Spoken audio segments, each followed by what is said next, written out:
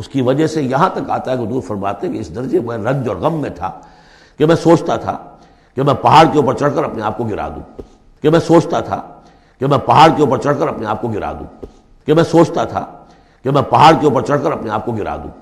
بربنائے طبع بشری اس درجے حضور کے اوپر جو ہے یہ شاخ گزر رہا تھا کہ وہی کیسے بند ہو گئی۔ بخاری شریف میں حدیث ہے کہ نبی علیہ السلام نے خودکشی کی کوشش کی، کیا یہ حضور علیہ السلام کے بارے میں گستاخی نہیں ہے؟ نعوذ باللہ۔ دیکھیں میں نے بھی کسی زمانے میں یہ جذبات میں آ کے بول دیا تھا کہ یہ گستاخانہ بات ہے، اگرچہ ہمیں اس سے کوئی فرق نہیں پڑتا۔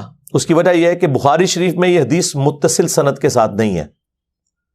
امام بخاری کا جو دعویٰ ہے صحیح بخاری کے بارے میں وہ صرف اسناد والی روایتوں کا ہے جن کی نمبرنگ ہوئی ہے، لیکن بعض اوقات نمبرنگ والی جو احادیث ہے نا ان میں بھی چند ایک تابعین کے اقوال ایڈ ہوئے ہوئے ہیں، اس میں بھی یہ تابعی کا قول ہے، اس کی سند نبی علیہ السلام تک یا صحابی تک نہیں ہے، کیونکہ اس میں ابن شہاب زہری کہتا ہے فیما بلغنا، اس میں ہمیں یہ بات بھی پہنچی ہے کہ نبی علیہ السلام پہ جب وحی کا سلسلہ منقطع ہو گیا تو رسول اللہ نے اس کا اتنا غم کھایا جو کچھ عرصے کے لیے، جس کے بعد پھر وہ شعراء آفاق آیات نازل ہوئی تھیں،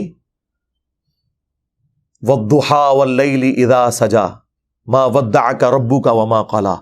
نہ تو آپ کے رب نے آپ کو چھوڑا ہے، اللہ تعالیٰ تو آپ سے محبت فرمانے والا ہے، اور پھر اس میں رسول اللہ صلی اللہ علیہ وآلہ وسلم پہ جو اللہ کے احسانات ہیں اللہ نے وہ گنوائے۔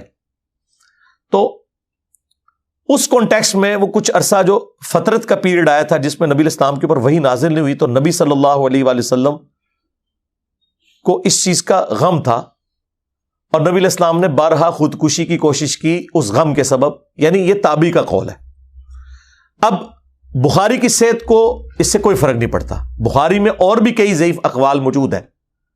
بخاری جو ہم کہتے ہیں نا بخاری اور مسلم دونوں صحیحین ہیں، اس سے مراد ہے اس میں جو نبی علیہ السلام کے ریفرنس تک جتنی حدیثیں سند سے ہیں وہ صحیحین ہیں، وہ صحیح روایتیں ہیں۔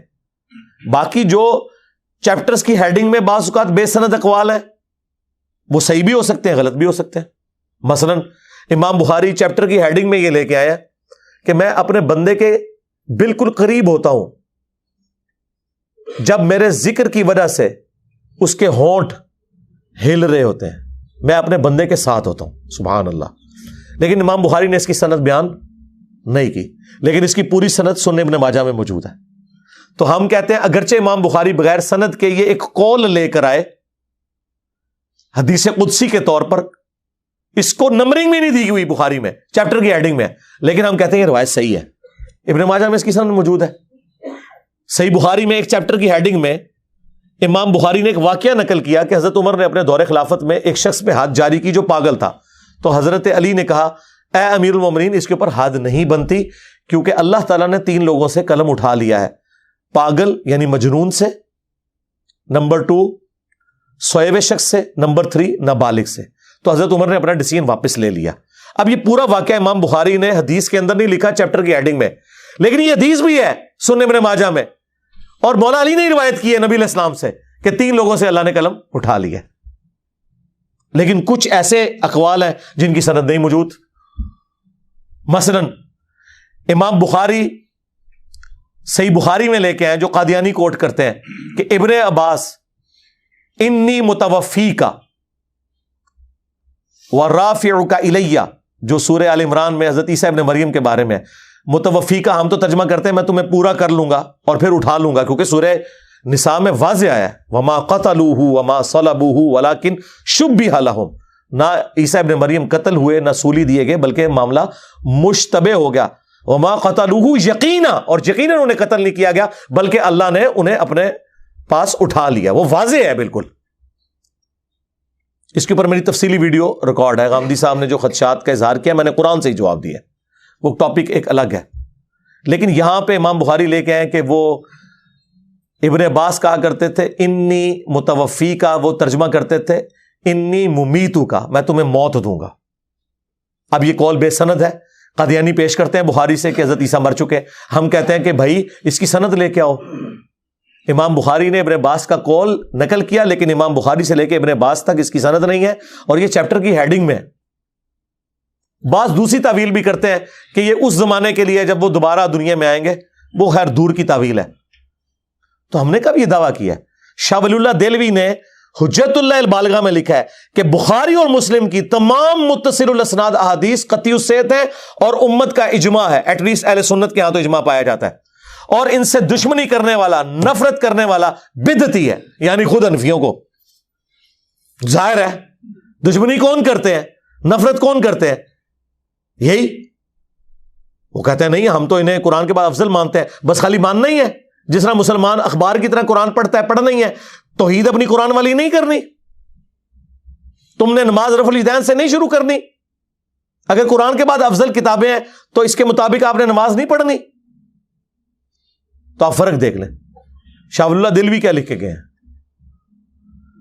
تو بخاری کی تمام متصل الاسناد احادیث کے بارے میں ہم بات کرتے ہیں، جس طرح قرآن دو گتوں کے درمیان ایک ایک لفظ محفوظ ہے، اس طرح بخاری کے بارے میں ہمارا کلیم نہیں ہے، بخاری کی صرف احادیث ہیں جو محفوظ ہے، باقی جو اقوال ہے ان میں صحیح اسناد بھی ہیں، ضعیف بھی ہیں،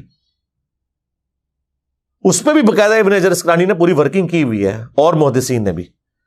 لہذا یہ جو حدیث کے ساتھ الفاظ ہے اس میں امام بخاری نے پورا انصاف کیا، انہوں نے لکھا فیما بلغنا، اس میں ہمیں یہ بات بھی پہنچی ہے، ابن شہاب نے کی ہے، لیکن اس کو انہوں نے یہ نہیں لکھا کہ یہ حدیث ہے اور صحابی تک پہنچتی ہے۔ تو اس قول کو ہم اس حوالے سے صحیح نہیں سمجھتے، لیکن اگر کوئی سے صحیح بھی مانے، میں پہلے سے سمجھتا تھا کہ گستاخی ہے، لیکن اس کو میں نے دقت نظر سے دیکھا۔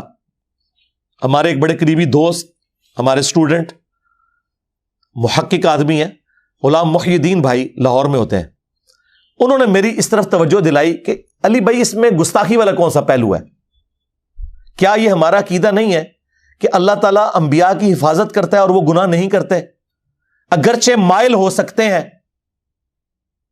جیسا کہ یوسف علیہ السلام کے بارے میں سورہ یوسف میں آیا کہ اس عورت نے یوسف کا قصد کیا اور یوسف بھی قصد کر لیتا۔ ہاں بس ایک جملے نے نا، ہمارے ایک اسٹوڈنٹ کے ایک جملے نے ہمارے اس ذہن کا عقدہ کھول دیا۔ میں نے کہا بالکل یار، یہ تو حرام کام ہے، ایک ایسی عورت کے ساتھ منہ کالا کرنا جو ماں بھی ہو، منہ بولی ماں تو تھی نا، پالا تھا نا، اور قرآن کہہ رہا ہے کہ یوسف بھی قصد کر لیتا اگر اپنے رب کی برہان نہ دیکھتا۔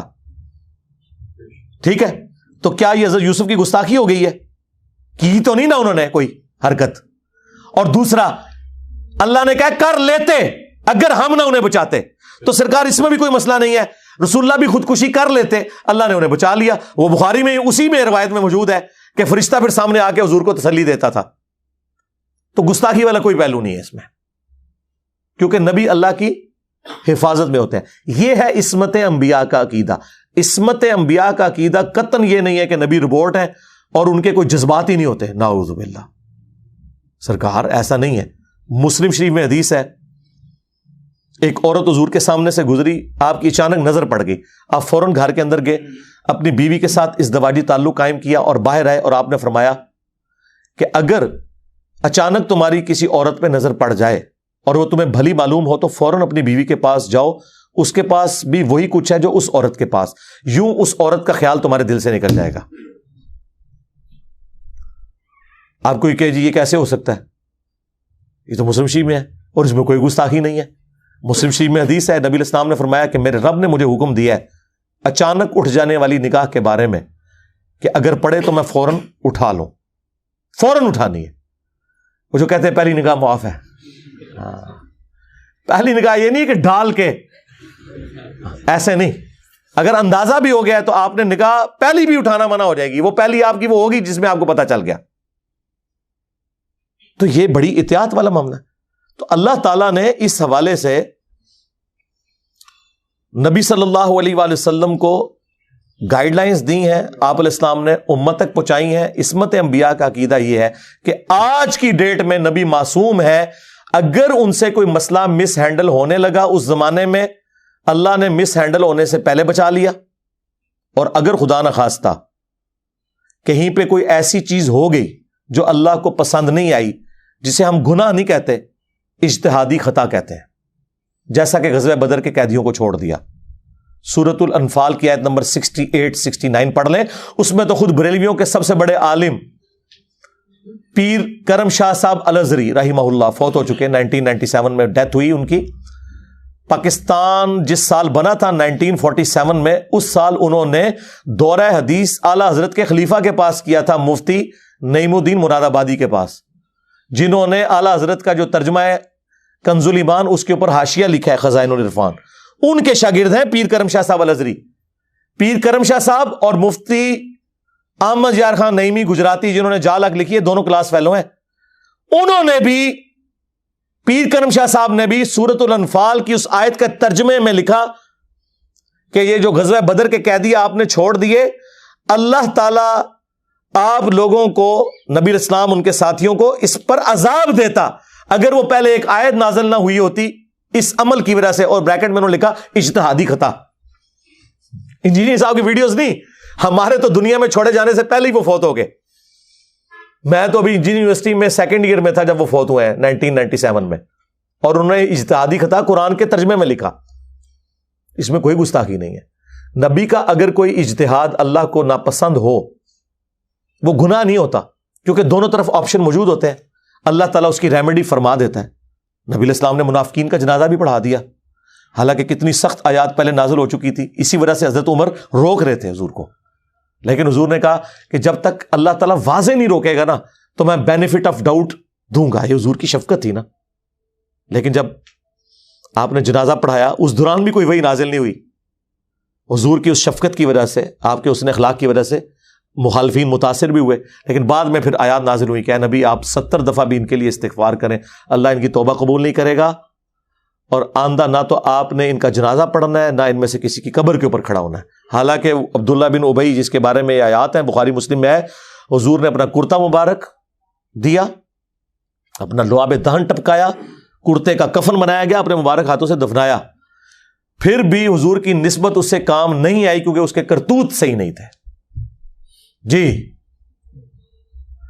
تو اس طرح کی جو معاملات ہیں اسے کہا جاتا ہے عصمت انبیاء، اس حوالے سے کہ انبیاء کی اللہ تعالیٰ ریمیڈی فرما دیتا ہے۔ انبیاء کے علاوہ کسی کے لیے گارنٹی نہیں کہ وہ غلطی کرے اور اس کی ریمیڈی ہو جائے، ہو سکتی ہے نہیں بھی ہو سکتی۔ مسلم شریف میں جو حدیث ہے ام ایمن سلام اللہ علیہا، ان کے پاس حضور اکثر جایا کرتے تھے، بڑھیا خاتون، اور آپ کو پتہ ہے کہ ان کا تو اسلام میں جہاد کے اندر بھی کتنا کلیدی کردار ہے۔ تو حضور کی وفات کے بعد حضرت ابو بکر اور عمر، مسلم شریف کے الفاظ ہیں رضی اللہ تعالی عنہما، انہوں نے ارادہ کیا کہ حضور بھی جاتے تھے، چلو ہم اس سنت پہ عمل کریں، ہم بھی جا کے اماں کے پاس بیٹھتے ہیں۔ جب گئے تو وہ رو رہی تھی حضور کے غم میں، ہائے ہائے ہائے ہائے۔ حضرت عمر نے تسلی دی انہیں کہ ام ایمن آپ نہ روئیں، رسول اللہ کے لیے اعلیٰ درجے کی جنت ہے، وہ تو بہتر مقام میں چلے گئے۔ ظاہر ہے اس سے بڑی اور کیا بات ہوگی کہ امت کے غم نہیں حضور کو اب اور دیکھنے پڑ رہے، ورنہ تو حضور تو ہر غم کے اوپر حریص علیکم بالمؤمنین رؤوف رحیم۔ تو لیکن سرکار وہ ام ایمن تھی، اس نے ایسا جملہ بولا کہ حضرت ابو بکر عمر بھی حیران رہ گئے۔ انہوں نے کہا عمر میں اس بات پہ تو نہیں رو رہی، مجھے یقیناً یہ پتا ہے کہ نبی علیہ السلام بہتر حالت میں ہے، میں اس بات میں رو رہی ہوں کہ آسمان اور زمین کا رشتہ وحی کی وجہ سے جو چل رہا تھا وہ منقطع ہو گیا۔ اب جو کچھ ہم کریں گے وہ ہم کریں گے، ہمیں اللہ تعالیٰ نہیں بتائے گا تم نے یہ غلط کام کیا۔ جب یہ جملہ بولا تو حضرت ابو بکر عمر جو تسلیاں دے رہے تھے وہ خود رونا شروع ہو گئے ان کا جملہ سن کے کہ واہ کیا عقل ہے عورت کی۔ ساری عورتیں ناقص العقل تو نہیں ہے، ایسی عورت بھی ہے ام ایمن کہ جس نے ابو بکر عمر کو بھی رلا دیا۔ ہاں ان کو یہ پتا تھا کہ نبی علیہ السلام دنیا سے چلے گئے، اب جو کچھ غلط صحیح ہے وہ ہم نے ڈیسائیڈ کرنا ہے، غلط بھی ہو سکتا ہے صحیح بھی، اللہ تعالیٰ وحی کے ذریعے نہیں بتائے گا، وحی کا سلسلہ منقطع ہو گیا۔ اور آپ حیران ہوں گے یہ سیم جملے نہج البلاغہ میں شیعہ کے ہاں مولا علی کا خطبہ ہے رسول اللہ کی میت کے اوپر، یا رسول اللہ صلی اللہ علیہ وآلہ وسلم آپ کی موت اگلے انبیاء کسی نہیں ہے، آپ کی موت کی وجہ سے آسمان کا رشتہ زمین سے منقطع ہو گیا، اور اگر آپ نے ہمیں منع نہ کیا ہوتا تو ہم رو رو کر اپنی جان دے دیتے آپ کی میت کے اوپر۔ مولا علی نے 2 غلط عقیدے ایک خطبے میں فارغ کر دیے۔ نمبر 1 یہ کہ اب آسمان کا زمین سے کوئی رشتہ نہیں ہے۔ اگر مولا علی یہ کہہ رہے ہیں کہ اب اللہ کچھ نہیں بتائے گا تو باقی امامت شاہی کوئی نہیں، مولا علی کو کوئی نہیں دسے گا تو اور کس کو دسنے نے؟ جن کے بارے میں بخاری مسلم میں حدیث ہے کہ علی کی میرے ساتھ وہی نسبت جو ہارون کی موسیٰ کے ساتھ، مگر میرے بعد کوئی نبی نہیں، یعنی اگر کوئی نبی ہوتا تو علی ہوتا، اور یعنی کہ اب امتی نبی بھی کوئی نہیں، ورنہ اگر امتی نبی ہوتا تو علی ہوتا، کیونکہ ہارون اور موسیٰ کی نسبت تو 2 نبیوں والی تھی۔ ختم نبوت کی وجہ سے اگر مولا علی نبی نہیں ہے تو غلام احمد قادیانی دجال شاہی کوئی نہیں، وہ کہاں سے نبوت کا دعویٰ کر سکتا ہے؟ تو مولا علی کیا کہہ رہے ہیں کہ آسمان کا رشتہ زمین سے منقطع ہو گیا، کوئی کشف، کوئی الہام، کوئی عقیدہ امامت، کوئی صوفیوں کی اس حوالے سے یہ چیز کہ کوئی آسمان کا زمین سے رشتہ ہے، ختم۔ اور دوسرا نے کہا اگر آپ نے ہمیں منع نہ کیا ہوتا ہم رو رو کے جان دے دیتے۔ تو سرکار اندازہ کریں ماتم بیچ میں پھر کہاں سے آ گیا، سینہ کو بھی کہاں سے آ گئی، سب ختم۔ تو یہ ہمارا عقیدہ ہے۔ ختم نبوت اصل میں یہ ہے کہ نبی الاسلام کے بعد کوئی ایسا سلسلہ نہیں۔ ایک ایکسیپشن دی ہے بخاری مسلم میں کہ میری وفات کے بعد قیامت تک غیب کی خبریں ختم سوائے مبشرات کے۔ پوچھا گیا مبشرات کیا ہیں؟ کہا کہ خواب ہیں جو اللہ تعالیٰ اپنے بندوں کو دکھائے گا، اور وہ بھی بخاری مسلم دونوں میں حدیث ہے۔ خواب کی 3 قسمیں ہیں، اللہ کی طرف سے، شیطان کی طرف سے، اور نفس کی طرف سے۔ اب یہ کون ڈیفائن کرے گا کہ یہ خواب رحمانی ہے یا شیطانی؟ ہاں جی، وہ مولوی ڈیفائن کرے گا کہ اگر دیوبندی نے رسول اللہ کو خواب میں دیکھا ہے تو دیوبندیوں کے نزدیک رحمانی ہے اور بریلویوں کے نزدیک شیطانی۔ ہاں، پھر ان کو حدیث بھول جائے گی بخاری مسلم کی کہ جس نے مجھے خواب میں دیکھا اس نے مجھے کو دیکھا، میری شکل میں شیطان نہیں آ سکتا، اور ان قریب مجھے بیداری میں بھی دیکھے گا۔ مراد یہ ہے کہ قیامت کے دن مجھے دیکھ لے گا انشاءاللہ تعالی، یا حضور کے زمانے میں اگر کسی نے دیکھا تو ان قریب وہ صحابی بھی بن جائے گا۔ یہ 2 تشریحات ہیں۔ اسی حدیث میں آگے لکھا ہوا ہے ابن سیرین کا قول۔ امام بخاری کہتے ہیں ابن سیرین کہا کرتے تھے یہاں مراد یہ ہے کہ جس نے حضور کو حضور کی اپنی شکل میں دیکھا، جو حضور کی اپنی شکل مبارک ہے، اگر کسی اور شکل میں ہے تو وہ اس میں نہیں آتا، اور اسی کی پلی پھر وہ لیتے ہیں، اور یہی صحیح تشریح ہے۔ جب آپ بریلویوں سے کہیں نا، وہ کہتے ہیں نہیں انہوں نے حضور کو نہیں دیکھا، وہ شیطان کسی اور شکل میں آ کے ورگلا گیا ہے، تو انہیں کہے سرکار آپ کے خوابوں کے بارے میں بھی یہی کہتے ہیں، وہ تو خواب کوئی دھونس نہیں ہے جب تک کہ اسٹیبلش نہ ہو جائے کسی نے مستقبل میں دیکھا یہ ہونا ہے اور وہ ہو گیا، ہونے کے بعد پتا چلے گا، پہلے کوئی نہیں بتا سکتا۔ تو سرکار یہ جو قرآن و سنت کی تعلیمات ہیں ان کو ٹوٹیلٹی میں دیکھنا چاہیے کہ کیا معاملات چل رہے ہیں۔ لہٰذا میں آج اعلانیہ اس حوالے سے رجوع کرتا ہوں، اس خودکشی والی روایت کے حوالے سے بھی کلیریفیکیشن کے ساتھ، اگر اس کو کوئی صحیح بھی مانے، بہرحال یہ گستاخانہ نہیں ہے، سیدھی سی بات ہے، اس وجہ سے کہ انبیاء کرام کی عصمت صرف اتنی ہے کہ ان کو اللہ تبارک و تعالی گناہوں سے محفوظ رکھتا ہے، اور اگر کوئی اجتہادی غلطی ہو جو گناہ نہیں ہوتے اس کے اوپر مطلع کر کے وہ اپنی اصلاح کر لیتے ہیں۔ تو اگر حضرت یوسف علیہ السلام کے بارے میں آیا کہ وہ بھی اس عورت کا قصد کر لیتے اگر اپنے رب کی برہان نہ دیکھتے، تو نبی الاسلام کو بھی اس سے جوڑ لیں کہ وہ خودکشی اللہ کی برہان ان کو دکھا دی گئی، انہوں نے خودکشی نہیں کی۔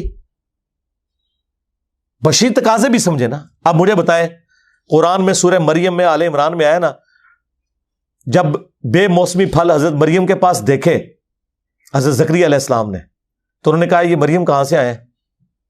تو انہوں نے کیا کہا؟ حضور آپ کا فیض ہے، آپ میرے پیر، میں آپ کی مریدنی۔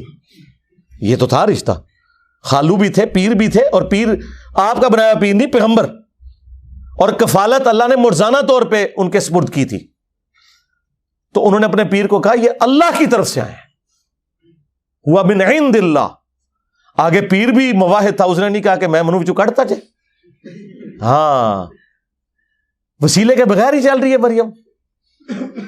وہ اتنی کلک کی کہ وہ محراب میں چلے گئے، دعا کیا اللہ اگر تو مریم کو بے موسمی پھل دے سکتا ہے تو مجھے بڑھاپے میں اولاد یعقوب کا وارث جو اس ہیکل سلیمانی ٹیمپل آف سلیمان اس خانقاہ میں بیٹھ کے توحید کا کام میرے بعد کرے، کیا تو مجھے بیٹا نہیں دے سکتا؟ تو اے اللہ مجھے اولاد عطا فرما۔ اور اللہ تعالیٰ نے یحییٰ بن زکریا کی بشارت دی ان کو علیہم السلام۔ دعائیں کر کے خود ہٹے ہیں. فرشتہ آیا بشارت دینے کے لیے, سورہ مریم آل عمران کے الفاظ ہیں. فرشتہ کہتا ہے جی ہم آپ کو بشارت دے رہے ہیں. تو حضرت زکریا کیا کہتے ہیں کہ میری اولاد کیسے ہوگی, میں تو بوڑھا ہو چکا ہوں, میری بیوی بانجھ ہو چکی ہے. یہ بات بخاری میں لکھی ہوتی, سارے منکرین حدیث کہتے ہیں دیکھو جی نبیوں دی گستاخی, یہ نبی کہہ سکتا ہے؟ وہ تو خود دعا کر رہا ہے کہ مجھے اولاد دے. اس کو اللہ پہ یقین نہیں ہے کہ اللہ اولاد دے سکتا ہے, بانجھ کو بھی. لیکن یہ قرآن میں آئی ہوئی ہے. اس کی صرف ایک تعویل ہے کہ انسان تھے اور انسان کے ساتھ بشری کمزوریاں جڑی ہوتی ہیں. وہ چاہ رہے تھے کہ مجھے کوئی اس کی نشانی مل جائے ایسی, مجھے مزید تسلی ہو جائے.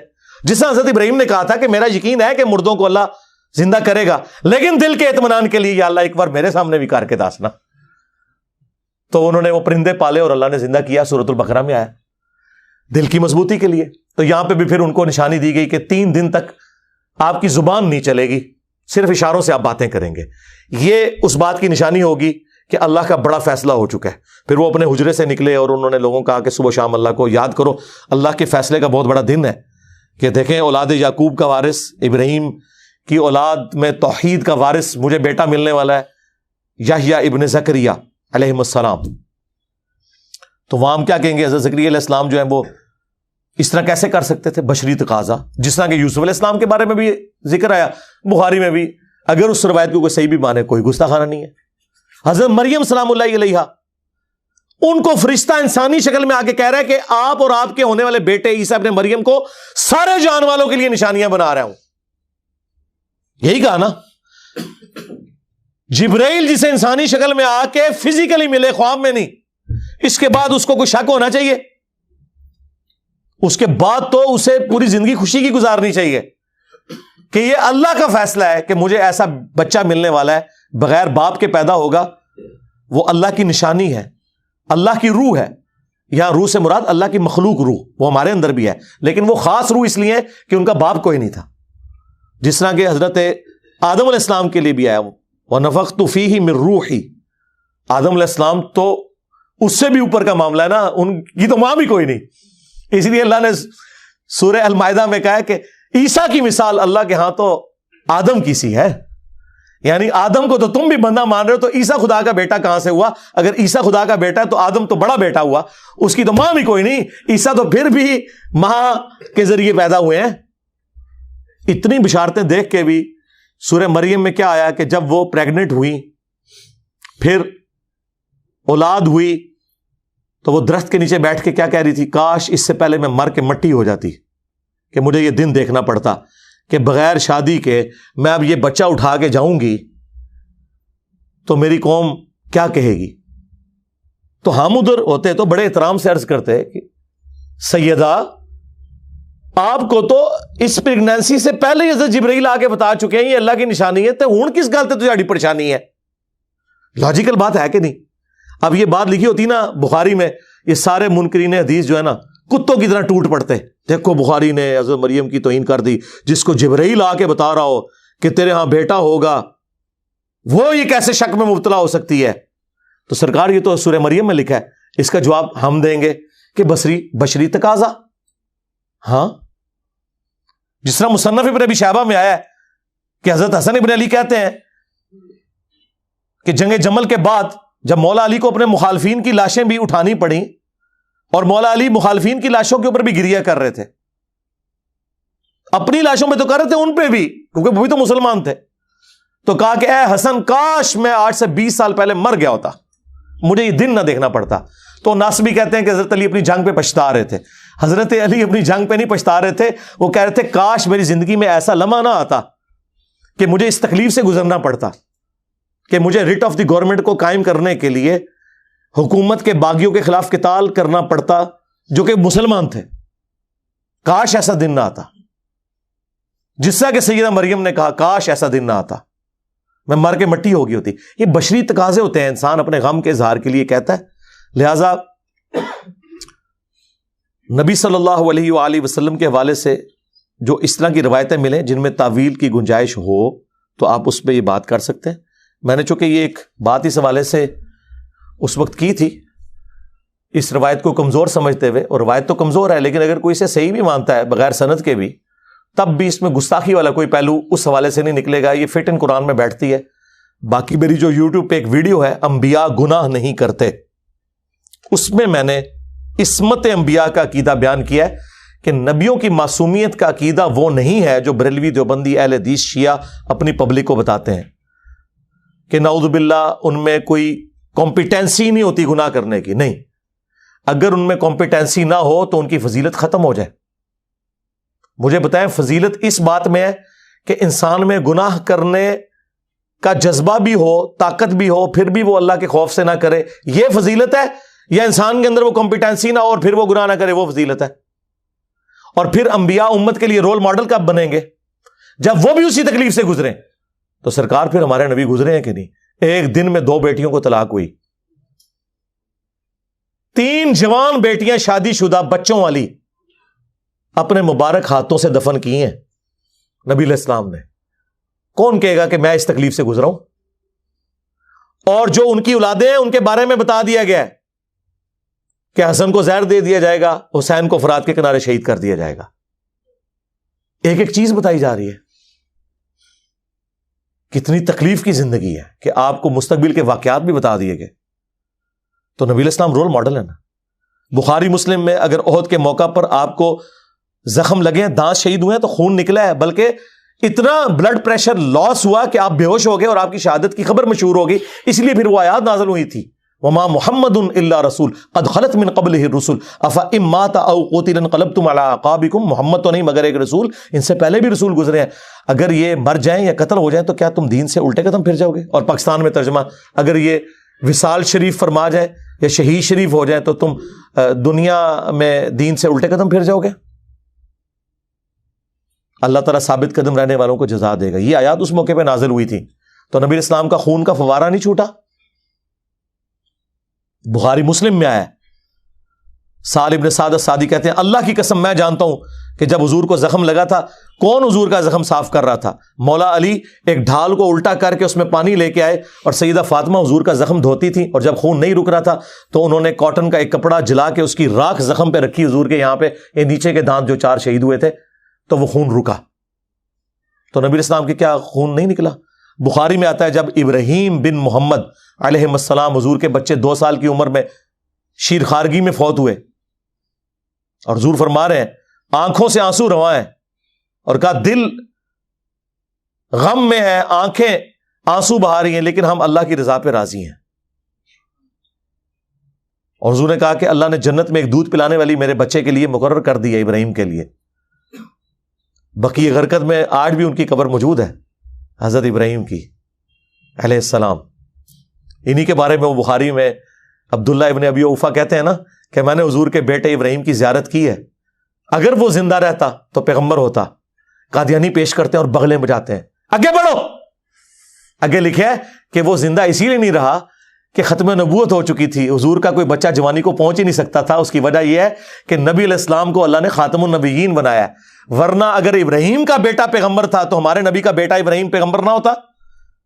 یہ پروٹوکول کیا ہمارے نبی کو نہ ملتا؟ یقیناً ملتا۔ ختم نبوت اتنا بڑا ٹائٹل ہے کہ اللہ نے اس ٹائٹل کی وجہ سے حضور کا کوئی بیٹا جوانی تک بھی نہیں پہنچنے دیا۔ اسی وجہ سے قرآن میں یہ آیات ہے ما کان محمد ابا احد من رجالکم ولکن رسول اللہ وخاتم النبیین۔ محمد تم مردوں میں کسی کے باپ نہیں، ان کا تو اپنا بیٹا نہیں مرد بنا، تو زید ابن حارثہ کو کہاں سے تم نے سمجھ لیا کہ وہ اللہ کے نبی کے بیٹے ہیں؟ بلکہ وہ تو خاتم النبیین ہے۔ ہاں، تو خاتم النبیین کا ٹائٹل اتنا بڑا ہے کہ اس کی وجہ سے اللہ تعالیٰ نے نبی علیہ السلام کے بیٹے کو بھی جوانی کی عمر میں نہیں پہنچنے دیا۔ تو یہ ساری چیزیں ایک دوسرے کے ساتھ جڑی ہوئی ہیں۔ چلیں بائی چانس آپ کی پرچی آئی ہے، وہ مجھے غلام محی الدین بھائی کتنے عرصے سے کہہ رہے تھے علی بھائی رجوع ریکارڈ کراؤ، میں کہ تسی کرا دو، میرا نام وچ لے دو۔ انہوں نے کئی مہینے پہلے اس کی ایک ویڈیو بنا دی ہے جس میں انہوں نے کہا کہ میری علی بھائی سے بات ہوئی ہے، انہوں نے میرے موقف کے ساتھ ایگری کیا ہے۔ تو میں نے کہا کبھی کوئی کیفیت طاری ہوئی تو کر دوں گا، آج آپ کی پرچی آئی تو کیفیت طاری ہو گئی۔